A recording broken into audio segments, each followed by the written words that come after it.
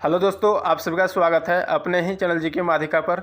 दोस्तों, आज की इस वीडियो में बिहार एसएससी सीजीएल के लिए यूनिक बुक वॉल्यूम 1 से प्रैक्टिस सेट नंबर 17 देखेंगे। तो दोस्तों, अगर आपके बिहार एसएससी सीजीएल का एग्जाम है तो आपके लिए ये वीडियो काफ़ी हेल्पफुल रहेगा। इसलिए दोस्तों, वीडियो के लास्ट तक जरूर देखिएगा और चैनल पर नए तो चैनल को सब्सक्राइब जरूर कर लीजिएगा। ठीक है, तो चलिए आज का वीडियो शुरू करते हैं। तो दोस्तों, पहला प्रश्न है, स्वतंत्रता के अधिकार की गारंटी किस अनुच्छेद में दी गई है? तो दोस्तों, स्वतंत्रता के अधिकार की गारंटी जो है अनुच्छेद 19 में दी गई है। ठीक है, तो इसका राइट आंसर ऑप्शन ए हो जाएगा। अगला प्रश्न पूछा गया है कि भारतीय रिजर्व बैंक की मौद्रिक नीति का मुख्य उद्देश्य किसको बनाए रखना होता है? तो दोस्तों, भारतीय रिजर्व बैंक की मौद्रिक नीति का मुख्य उद्देश्य जो है मूल्य स्थिरता को बनाए रखना होता है। ठीक है, तो इसका राइट आंसर ऑप्शन डी हो जाएगा। अगला प्रश्न पूछा गया कि भारतीय संविधान में धार्मिक स्वतंत्रता के अधिकार का उद्देश्य क्या है? तो दोस्तों, भारतीय संविधान में धार्मिक स्वतंत्रता के अधिकार का मुख्य उद्देश्य जो है धर्मनिरपेक्षता के सिद्धांत को बनाए रखना है। ठीक है, तो इसका राइट आंसर ऑप्शन बी हो जाएगा। अगला प्रश्न देखते हैं। क्वेश्चन पूछा गया है कि सत्याग्रह की शक्ति ने किस शक्ति पर जोर दिया? तो दोस्तों, सत्याग्रह की शक्ति जो है सत्य पर जोर दिया। ठीक है, तो इसका राइट आंसर ऑप्शन बी हो जाएगा। अगला प्रश्न पूछा गया है कि दो अस्पा और सिंह अस्पा पद्धति के प्रवर्तक थे। तो दोस्तों, दो अस्पा और सिंह अस्पा पद्धति के प्रवर्तक जहांगीर थे। ठीक है, तो इसका राइट आंसर ऑप्शन बी हो जाएगा। अगला प्रश्न देखते हैं। क्वेश्चन पूछा गया कि एक भारतीय राज्य का शासक जिसने फ्रांसीसियों के साथ मित्रता की वह था। तो दोस्तों, एक भारतीय राज्य का शासक जिसने फ्रांसीसियों के साथ मित्रता की वह टीपू सुल्तान था। ठीक है, तो इसका राइट आंसर ऑप्शन डी हो जाएगा। अगला प्रश्न देखते हैं। क्वेश्चन पूछा गया है कि जलियांवाला बाग कांड कहाँ हुआ था? तो दोस्तों, जलियांवाला बाग कांड जो है अमृतसर पंजाब में हुआ था। ठीक है, तो इसका राइट आंसर ऑप्शन डी हो जाएगा। और दोस्तों, जलियांवाला बाग कांड जो है कब हुआ था? तो 13 अप्रैल 1919 में हुआ था। ठीक है, अगला प्रश्न पूछा गया है कि भारतीय राष्ट्रीय कांग्रेस के प्रथम मुस्लिम अध्यक्ष कौन थे? तो दोस्तों, भारतीय राष्ट्रीय कांग्रेस के प्रथम मुस्लिम अध्यक्ष बदरुद्दीन तैयब जी थे। ठीक है, तो इसका राइट आंसर ऑप्शन सी हो जाएगा। अगला प्रश्न देखते हैं। क्वेश्चन पूछा गया है कि कम्युनिस्ट इंटरनेशनल के प्रमुख के रूप में सर्वप्रथम कौन सा भारतीय निर्वाचित हुआ था? तो दोस्तों, कम्युनिस्ट इंटरनेशनल के प्रमुख के रूप में सर्वप्रथम जो है एम.एन. राय निर्वाचित हुआ था। ठीक है, तो इसका राइट आंसर ऑप्शन ए हो जाएगा। अगला प्रश्न देखते हैं। क्वेश्चन पूछा गया है कि भारतीय संविधान के अनुसार इंडिया को खाली स्थान के रूप में जाना जाता है। तो दोस्तों, भारतीय संविधान के अनुसार इंडिया को भारत के रूप में जाना जाता है। ठीक है, तो इसका राइट आंसर ऑप्शन सी हो जाएगा। अगला प्रश्न पूछा गया कि परिवहन का सबसे सस्ता साधन क्या है? तो दोस्तों, परिवहन का सबसे सस्ता साधन जो है जल मार्ग है। ठीक है, तो इसका राइट आंसर ऑप्शन ए हो जाएगा। अगला प्रश्न देखते हैं। क्वेश्चन पूछा गया है कि ओटम थुल्लल नृत्य शैली किस राज्य से संबंधित है? तो दोस्तों, ओटम थुल्लल जो है नृत्य शैली केरल राज्य से संबंधित है। ठीक है, तो इसका राइट आंसर ऑप्शन डी हो जाएगा, केरल। ठीक है, अगला प्रश्न पूछा गया कि उकाई परियोजना किस राज्य से संबंधित है? तो दोस्तों, उकाई परियोजना जो है गुजरात राज्य से संबंधित है। ठीक है, इसका राइट आंसर ऑप्शन डी हो जाएगा। अगला प्रश्न देखते हैं। क्वेश्चन पूछा गया है कि निम्न में से कौन सा सबसे विध्वंसात्मक है? तो दोस्तों, कौन सा जो है सबसे विध्वंसात्मक है? तो हरिकेन जो है सबसे विध्वंसात्मक है। ठीक है, तो इसका राइट आंसर ऑप्शन बी हो जाएगा। दोस्तों, क्वेश्चन पूछा गया कि हवा की वास्तविक जलवाष्प की मात्रा को कहते हैं, क्या कहते हैं? तो दोस्तों, हवा की वास्तविक जलवाष्प की मात्रा को अपेक्षिक आर्द्रता कहते हैं। ठीक है, तो इसका राइट आंसर ऑप्शन सी हो जाएगा। अब दोस्तों, बात कर लेते हैं कि अपेक्षिक आर्द्रता मापने के लिए किस उपकरण का प्रयोग किया जाता है? तो दोस्तों, अपेक्षिक आर्द्रता का मापने के लिए हाइग्रोमीटर उपकरण का प्रयोग किया जाता है। ठीक है, अगला प्रश्न पूछा गया है कि बिहार में किस तिथि को 1857 की क्रांति का आरंभ हुआ? तो दोस्तों, बिहार में 12 जून 1857 की क्रांति आरंभ हुआ। ठीक है, तो इसका राइट आंसर ऑप्शन ए हो जाएगा। अगला प्रश्न देखते हैं। क्वेश्चन पूछा गया है कि पुस्तक और film the accidental prime minister में मुख्य किरदार कौन है? तो दोस्तों, पुस्तक और film the accidental prime minister में मुख्य किरदार मनमोहन सिंह है। ठीक है, तो इसका राइट आंसर ऑप्शन ए हो जाएगा। और दोस्तों, इस पुस्तक का लेखक कौन है? तो दोस्तों, इस पुस्तक का लेखक संजय बारू है। ठीक है, अगला प्रश्न देखते हैं। क्वेश्चन पूछा गया कि आइसोहाइट वे रेखाएं हैं जो जोड़ती है। तो दोस्तों, आइसोहाइट वे रेखाएं जो किसको जोड़ती है? तो दोस्तों, समवर्षा वाली जगहों को जोड़ती है। ठीक है, तो इसका राइट आंसर ऑप्शन सी हो जाएगा। अब दोस्तों, बात कर लेते हैं कि समतापक्रम वाली जगहों को कौन सी रेखाएं जोड़ती है? तो दोस्तों समताप कर्म वाली जगहों को जो है आइसोथर्म जोड़ती है, ठीक है, आइसोथर्म लाइन्स जोड़ती है। और समदाब वाली जगहों को आइसोबार्स लाइन्स जोड़ती है, ठीक है। और सम उच्चता वाली जगहों को आइसोहाइप्स रेखाएं जोड़ती है, यानी आइसोहाइप्स लाइन्स जोड़ती है, ठीक है। दोस्तों क्वेश्चन पूछा गया कि मौसमी परिवर्तन द्वारा सबसे अधिक अभिलक्षित आर्थिक गतिविधि है। तो दोस्तों मौसमी परिवर्तन द्वारा सबसे अधिक अभिलक्षित आर्थिक गतिविधि जो है आयावर्य झुंड है, यानी दोस्तों आयावर्य झुंड यानी खानाबदोश झुंड है, ठीक है। तो इसका राइट आंसर ऑप्शन डी हो जाएगा। अगला प्रश्न पूछा गया है कि भारत में उपनिवेश विरोधी आंदोलन के बढ़ने का परिणाम क्या था। तो दोस्तों भारत में उपनिवेश विरोधी आंदोलन के बढ़ने का परिणाम जो है राष्ट्र का एकता था, ठीक है। तो इसका राइट आंसर ऑप्शन डी हो जाएगा। अगला प्रश्न पूछा गया है कि भारत में सभी औद्योगिक उत्पादों के लिए खाली स्थान गुणवत्ता का प्रतीक है। तो दोस्तों भारत में सभी औद्योगिक उत्पादों के लिए ISI जो है गुणवत्ता का प्रतीक है, ठीक है। तो इसका राइट आंसर ऑप्शन डी हो जाएगा। अगला प्रश्न पूछा गया है कि अंतर्राष्ट्रीय व्यापार का प्रमुख प्रहरी है। तो दोस्तों अंतर्राष्ट्रीय व्यापार का प्रमुख प्रहरी विश्व व्यापार संगठन है, ठीक है। तो इसका राइट आंसर ऑप्शन डी हो जाएगा। अब दोस्तों बात कर लेते हैं विश्व व्यापार संगठन यानी WTO की स्थापना कब हुआ था। तो दोस्तों WTO की स्थापना 1 जनवरी 1995 को हुआ था और इसका मुख्यालय जेनेवा में स्थित है, ठीक है। अगला प्रश्न पूछा गया है कि किस भारतीय प्रधानमंत्री की मृत्यु भारत से बाहर हुई थी। तो दोस्तों किस भारतीय प्रधानमंत्री की मृत्यु जो है भारत से बाहर हुई थी, तो लाल बहादुर शास्त्री की, ठीक है। तो इसका राइट आंसर ऑप्शन बी हो जाएगा। अगला प्रश्न पूछा गया कि भारतीय संविधान की 8वीं अनुसूची में कितने भाषाएं शामिल हैं। तो दोस्तों भारतीय संविधान के 8वीं अनुसूची में 22 भाषाएं शामिल है, ठीक है। तो इसका राइट आंसर ऑप्शन बी हो जाएगा। अगला प्रश्न पूछा गया है कि बहिर्वेधी चट्टानें एक प्रकार की होती है। तो दोस्तों बहिर्वेधी चट्टानें जो है एक प्रकार की आग्नेय चट्टानें होती है, ठीक है। तो इसका राइट आंसर ऑप्शन बी हो जाएगा। अगला प्रश्न देखते हैं। क्वेश्चन पूछा गया कि भारत के केंद्र शासित प्रदेशों का गठन इसलिए किया गया है क्योंकि वे है। तो दोस्तों भारत के केंद्र शासित प्रदेशों का गठन इसलिए किया गया है क्योंकि वे दोस्तों राज्य बनने के लिए बहुत छोटा प्रांत है, ठीक है। तो इसका राइट आंसर ऑप्शन बी हो जाएगा। अगला प्रश्न पूछा गया कि निम्न में से कालिदास की कौन सी कृति एक नाटक नहीं है। तो दोस्तों कालिदास की कौन सी कृति जो है एक नाटक नहीं है, तो मेघदूत कृति जो है एक नाटक नहीं है, ठीक है। तो इसका राइट आंसर ऑप्शन बी हो जाएगा। अगला प्रश्न पूछा गया है कि ओडिसी नृत्य का पूर्ववर्ती रूप क्या है। तो दोस्तों ओडिसी नृत्य का पूर्ववर्ती रूप गोतीपुआ है, ठीक है। तो इसका राइट आंसर ऑप्शन सी हो जाएगा। अगला प्रश्न पूछा गया है अयोध्या पहाड़ किस राज्य में स्थित है। तो जो दोस्तों अयोध्या पहाड़ जो है किस राज्य में स्थित है, पश्चिम बंगाल में स्थित है, ठीक है। तो इसका राइट आंसर ऑप्शन डी हो जाएगा। अगला प्रश्न पूछा गया कि संविधान सभा का सृजन किया गया था। तो दोस्तों संविधान सभा का सृजन किया गया था कैबिनेट मिशन योजना द्वारा, ठीक है। तो इसका राइट आंसर ऑप्शन बी हो जाएगा। अगला प्रश्न देखते हैं।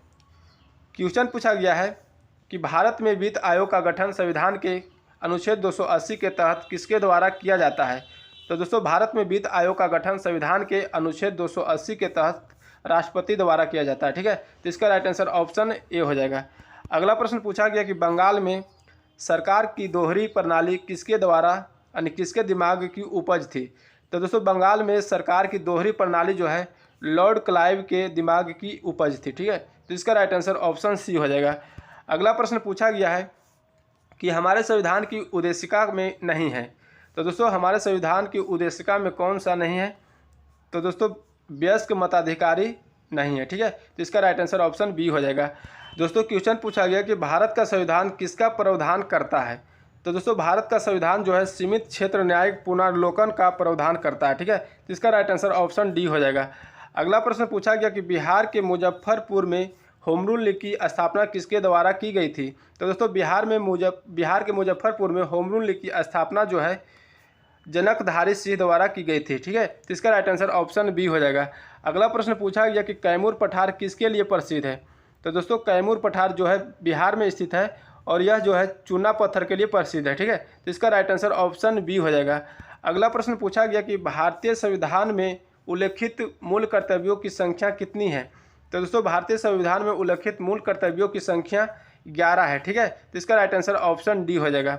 अगला प्रश्न पूछा गया कि निम्न में से कौन सा उद्योग चूना पत्थर को कच्चे माल के रूप में प्रयुक्त करता है। तो कौन सा उद्योग जो है चूना पत्थर को कच्चे माल के रूप में प्रयुक्त करता है? तो सीमेंट उद्योग जो है चूना पत्थर को कच्चे माल के रूप में प्रयुक्त करता है। तो इसका राइट आंसर बी हो जाएगा। ठीक है, अगला प्रश्न पूछा गया कि पाल वंशीय प्रथम राजा थे। तो दोस्तों पाल वंशीय प्रथम राजा जो है गोपाल थे। ठीक है, तो इसका राइट आंसर ऑप्शन बी हो जाएगा। अगला प्रश्न देखते हैं। क्वेश्चन पूछा गया कि उदतपुरी विश्वविद्यालय की स्थापना किस पालवंशीय राजा ने करवाई थी? तो दोस्तों उदतपुरी विश्वविद्यालय की स्थापना जो है गोपाल राजा ने करवाई थी। ठीक है, तो इसका राइट आंसर ऑप्शन डी हो जाएगा। अगला प्रश्न पूछा गया कि विक्रमशिला विश्वविद्यालय का संस्थापक कौन था?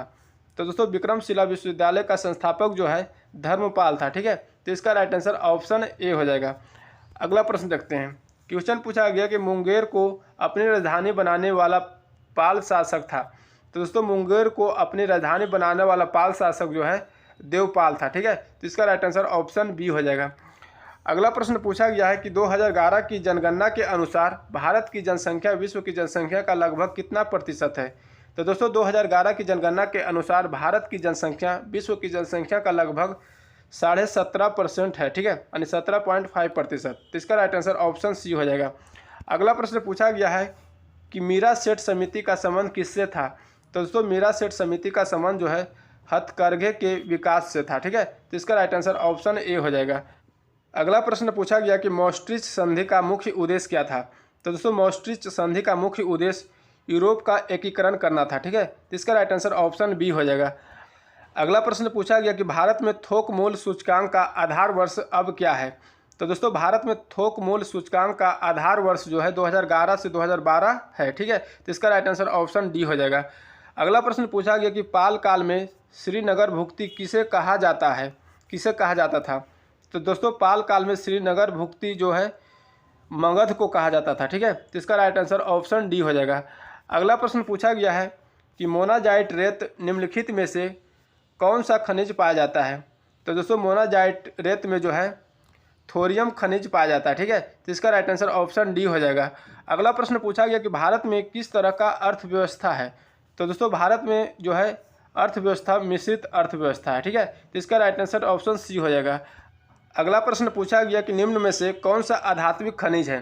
तो कौन सा जो है आध्यात्मिक खनिज है? अभ्रक जो है आध्यात्मिक खनिज है। ठीक है, तो इसका राइट आंसर ऑप्शन बी हो जाएगा। अगला प्रश्न पूछा गया है कि शैवाल मानव जाति के लिए उपयोगी है क्योंकि? तो दोस्तों शैवाल मानव जाति के लिए उपयोगी है क्योंकि ये दोस्तों ऑक्सीजन के निर्माण में सहायक होते हैं। ठीक है, तो इसका राइट आंसर ऑप्शन ए हो जाएगा। अगला प्रश्न पूछा गया कि पर्यावरण की रक्षा के लिए 3 आर क्या है? तो दोस्तों पर्यावरण की रक्षा के लिए 3 आर जो है रिड्यूस, रिसाइकिल, रीयूज है। ठीक है, तो इसका राइट आंसर डी हो जाएगा। अगला प्रश्न पूछा गया कि अम्लीय एवं क्षारीय तत्वों के निर्धारण के लिए हम लिटमस पत्र अथवा किसका उपयोग कर सकते हैं? तो दोस्तों अम्लीय एवं क्षारीय तत्वों के निर्धारण के लिए हम लिटमस पत्र अथवा हल्दी का उपयोग कर सकते हैं। ठीक है, तो इसका राइट आंसर डी हो जाएगा।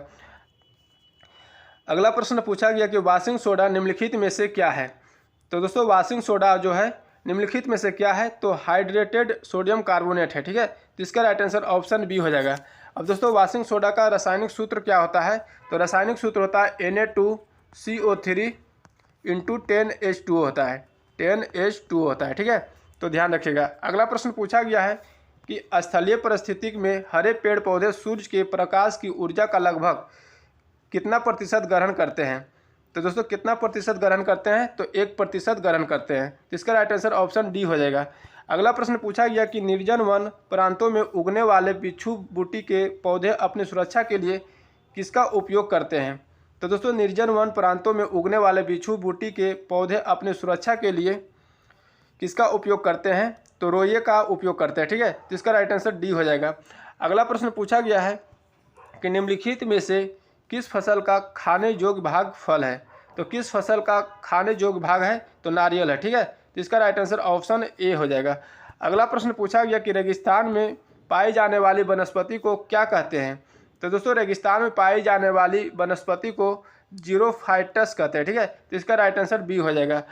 अगला प्रश्न पूछा गया है कि किसी क्षेत्र की जैव विविधता की बेहतर मापक है? तो दोस्तों किसी क्षेत्र की जैव विविधता की बेहतर मापक जो है वहाँ पाई जाने वाली प्रजातियों की संख्या है। ठीक है, तो इसका राइट आंसर बी हो जाएगा। अगला प्रश्न पूछा गया है कि प्लास्टर ऑफ पेरिस किससे बनाया जाता है। तो दोस्तों प्लास्टर ऑफ पेरिस जो है जिप्सम से बनाया जाता है, ठीक है। तो इसका राइट आंसर ऑप्शन सी हो जाएगा। अगला प्रश्न देखते हैं। क्वेश्चन पूछा गया कि एक यंत्र जिसका उपयोग परिपथ में विद्युत धारा को मापने के लिए किया जाता है क्या कहलाता है। तो दोस्तों एक यंत्र जिसका उपयोग परिपथ में विद्युत धारा को मापने के लिए उपयोग किया जाता है एमीटर कहलाता है, ठीक है। तो इसका राइट आंसर ऑप्शन डी हो जाएगा।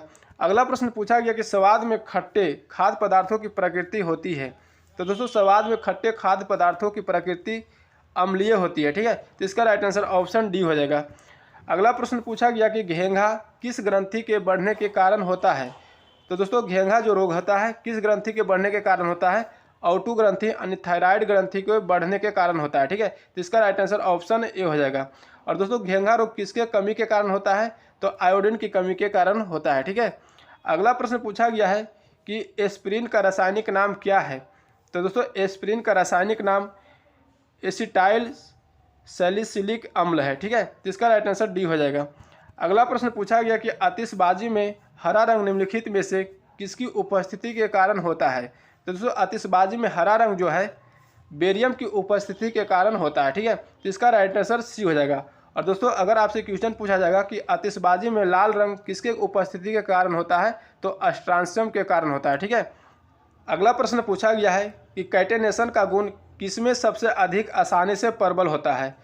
तो दोस्तों कैटेनेशन का गुण जो है कार्बन में सबसे अधिक आसानी से प्रबल होता है, ठीक है। तो इसका राइट आंसर सी हो जाएगा। अगला प्रश्न पूछा गया कि मनुष्य में आमतौर पर गुणसूत्रों के जोड़ों की संख्या कितनी होती है। तो दोस्तों मनुष्यों में आमतौर पर गुणसूत्रों के जोड़ों की संख्या जो है 22 होती है, ठीक है। तो इसका राइट आंसर ऑप्शन बी हो जाएगा। अगला प्रश्न पूछा गया कि निम्नलिखित में से कौन सा आवेश रहित है।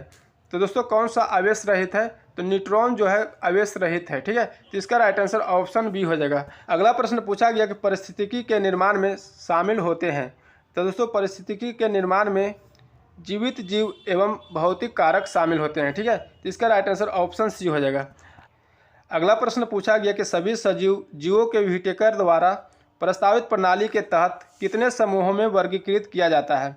तो दोस्तों सभी सजीव जीवों के व्हिटेकर द्वारा प्रस्तावित प्रणाली के तहत 5 समूहों में वर्गीकृत किया जाता है, ठीक है। तो इसका राइट आंसर ऑप्शन डी हो जाएगा। तो दोस्तों आज की वीडियो यहीं तक रहने देते हैं, फिर मिलेंगे अगले वीडियो में नए सेट के साथ।